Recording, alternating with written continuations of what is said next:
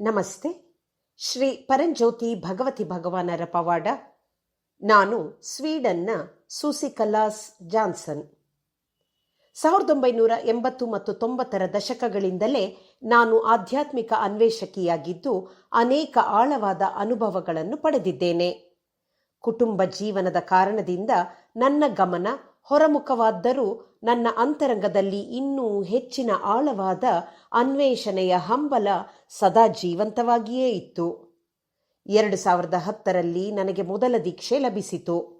ಅದೇ ಕ್ಷಣದಲ್ಲಿ ನನ್ನ ಹೃದಯವು ಸಂಪೂರ್ಣವಾಗಿ ಅರಳಿ ನಿಜವಾದ ನನ್ನ ಮನೆಗೆ ಮರಳಿದ ಅನುಭವದಂತಿತ್ತು.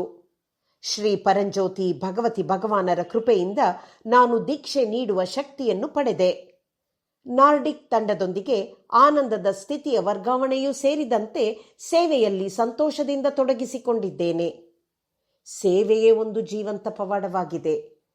ನಾನು ಹೆಚ್ಚು ಸೇವೆ ಮಾಡಿದಷ್ಟು ಮತ್ತಷ್ಟು ಅನುಗ್ರಹವು ನನಗೆ ಹರಿದು ಬರುತ್ತಿದೆ.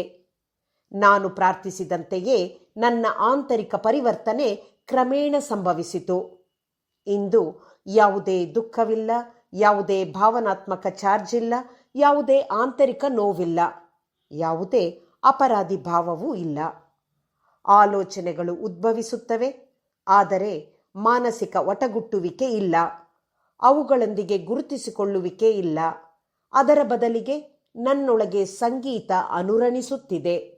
ಮಂತ್ರ ಪಠಣಗಳು ಮತ್ತು ದೈವಿಕ ರಾಗಗಳು ಹರಿದು ಬರುತ್ತಿವೆ. ಶಾಂತಿ, ಪ್ರೀತಿ ಮತ್ತು ಆನಂದವು ಸಹಜವಾಗಿ ಒಳಗಿನಿಂದ ಹೊಕ್ಕಿ ಬರುತ್ತಿವೆ. ಕಿರಿಕಿರಿ ಮತ್ತು ಕೋಪವು ತಿಳುವಳಿಕೆ ಮತ್ತು ಸಹಾನುಭೂತಿಯಲ್ಲಿ ಕರಗಿ ಹೋಗಿವೆ. ವಿಶೇಷವಾಗಿ ನನ್ನ ಗಂಡನೊಂದಿಗಿನ ಸಂಬಂಧವು ಹೃದಯ ಸ್ಪರ್ಶಿಯಾಗಿ ಆಳವಾಗತೊಡಗಿದೆ. ಸಂತೋಷಭರಿತ ಮತ್ತು ಶುದ್ಧ ಪ್ರೀತಿ ಮಾತ್ರವಿದೆ. ನಮ್ಮ ಮಗನೊಂದಿಗಿನ ಸವಾಲುಗಳನ್ನು ಸಹ ತಾಳ್ಮೆ, ಪ್ರೀತಿ ಮತ್ತು ಅನುಗ್ರಹದಿಂದ ಎದುರಿಸಲಾಗುತ್ತಿದೆ.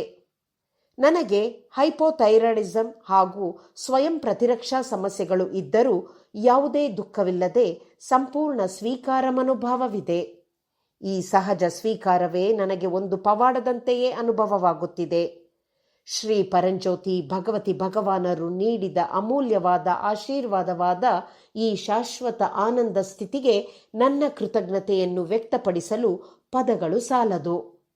ಪ್ರತಿಯೊಬ್ಬರೂ ಈ ಕೃಪೆಯನ್ನು ಅನುಭವಿಸಲಿ ಹಾಗೂ ದೀಕ್ಷಾ ಯಜ್ಞವು ಸಮೃದ್ಧಿಯಾಗಿ ವೃದ್ಧಿಸಲಿ ಎಂಬುದೇ ನನ್ನ ಪ್ರಾರ್ಥನೆ.